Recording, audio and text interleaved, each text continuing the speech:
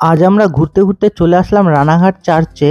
এদিক ওদিক তাকিয়ে পার্কিং এর কোনো জায়গা না পেয়ে রাস্তার এক সাইডেই আমাদের বাহনটা পার্ক করে চলে আসলাম চার্চের ভেতরে। তা দূর থেকে তো তোমরা দেখতেই পারছো এই চার্চটাকে খুব সুন্দরভাবে লাইটিং দিয়ে সাজানো হয়েছে। রানাঘাট চার্চটা ঠিক হাই রোডের পাশেই, আর রাস্তার ওপাশে এই চার্চের জন্যই একটা বিরাট বড় মেলা বসেছে। তো সেখানেও আমরা যাব, তবে তার আগে এই চার্চের আশেপাশে ও চার্চের ভেতর থেকে আগে ঘুরে আসি।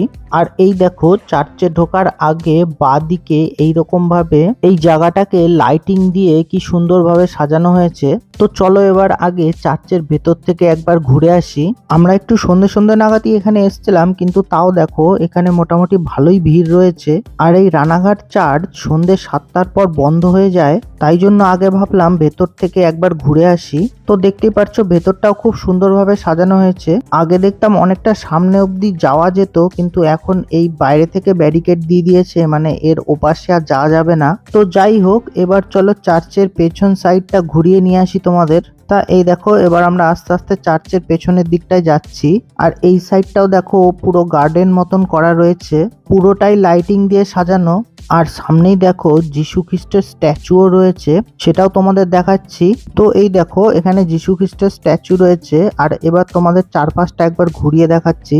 এই সাইডটা পুরো ফাঁকা গার্ডেন, আর এটা হলো চার্চের পেছন সাইডটা। তা এখানে আমরা এসে টুকটাক কয়েকটা ফটোশুট করে নিয়ে এবার আমরা যাব মেলার দিকে, আর তোমাদের দেখাবো এবছরের মেলাটা কিরকম হয়েছে আর মেলাতে কিরকম কি স্টল আছে। তো এই দেখো চার্চের ঠিক উল্টো দিকে হাই রোডের ওপাশেই এইখান থেকে মেলাটা শুরু, আর এইখান থেকে পুরো রাস্তাটা জুড়েই দুই সাইড দিয়ে মেলার বিভিন্ন স্টল বসেছে। তো এই দেখো এইখানে তৈরি করা হচ্ছিল জিলিপি, আর এই দেখো জিলিপিগুলো ভেজে কিরকম রেখেছে। আর তার সাথে ছিল বিভিন্ন ধরনের গজা, মালপোয়া, নিমকি এইসব।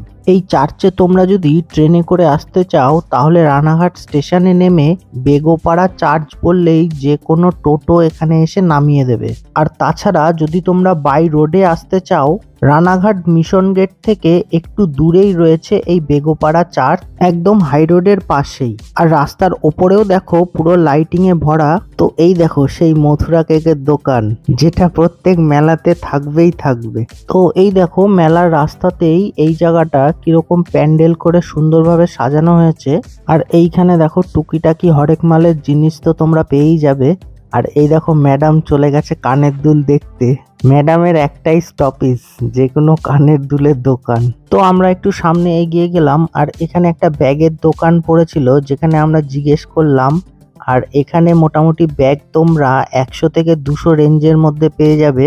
আর এই স্টলটা তোমরা দেখতে পাচ্ছ, এখানে সব জিনিসের দামই ছিল মোটামুটি 10 টাকার কাছাকাছি। তো আমরা এখান থেকে হাঁটতে হাঁটতে একটু এগিয়ে আসলাম বিভিন্ন ধরনের স্টল পেরিয়ে। আর এই দেখো এইখানে একটা সুন্দর লাইটিং এর দোকান পেলাম, যেখানে ছিল বিভিন্ন ধরনের প্লাগ লাইট। তোমরা দেখতেই পাচ্ছ সবগুলোই মোটামুটি ভালোই লাগছে দেখতে। আর এই প্লাগ লাইট গুলো তোমরা মোটামুটি 50 থেকে 60-এর মধ্যে পেয়ে যাবে। আর এখান থেকে বেরিয়ে এই যে দেখতে পাচ্ছ আরেকটা কানের দুলের দোকানের সামনে ম্যাডাম দাঁড়িয়ে পড়েছে অলরেডি। তো যাই হোক, এখান থেকে পছন্দ করে ম্যাডামের একটা নেওয়া অলরেডি হয়ে গেল। এবার আমরা এখান থেকে একটু এগিয়ে আসলাম, আর এখানে ছিল বিভিন্ন ধরনের রাইড, বাচ্চাদের ও বড়দের দুজনারই জন্য। এই মেলা সম্পর্কে আরেকটা কথা তোমাদের বলে দিই, এই মেলাটা চলবে জানুয়ারি 2 তারিখ পর্যন্ত। তারপর দেখো এইখানে আমরা একটা ভাপা পিঠের দোকানের সামনে দাঁড়ালাম, আর এখানে দেখলাম লাইভ পিঠে তৈরি করা হচ্ছিল। তা এখান থেকে আমরা একটা ভাপা পিঠে নিয়ে নিলাম, যার দাম নিয়েছিল 15 টাকা। তা তোমাদের কার কার এই ধরনের ভাপা পিঠে আর পাটিসাপটা খেতে ভালো লাগে অবশ্যই কমেন্টে জানিও। তা ভাপা পিঠেটা গরম গরম খেতে বেশ ভালোই লাগছিল। এবার দেখো এইখানে একটা লাইট বেলুনের স্টল পেলাম। এবার এখানে দেখো সেই ক্ষীরপাক মালাই তৈরি করা হচ্ছিল, আর এখানে এরা নাম দিয়েছে ক্লাসিক রাজস্থানী কুলফি। এগুলো খেতে আমার বেশ ভালোই লাগে, কিন্তু ঠান্ডা ঠান্ডার জন্য এটা রিস্কটা আর নিলাম না। তাই এবার দেখো ওখান থেকে বেরিয়ে এই জায়গায় একটা ছোট্ট মাঠ মতন রয়েছে, আর এখানে ভালো রকম দেখতেই পাচ্ছ তোমরা কি সুন্দরভাবে সাজানো হয়েছে চারিদিকে। আর এই দেখো এইখানে শীতকালে আগুন পোহানোর থিম তৈরি করা হয়েছে। আর এইবার দেখো এইখানে স্যান্টার হাতে রয়েছে লণ্ঠন।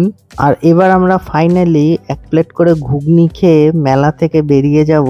ভিডিওটা ভালো লাগলে অবশ্যই লাইক শেয়ার সাবস্ক্রাইব করে সাথে থেকো। তা আজকের এই ছোট্ট ভিডিওটা এখানেই শেষ করছি, আবার দেখা হবে পরের ভিডিওতে। ততক্ষণের জন্য টাটা।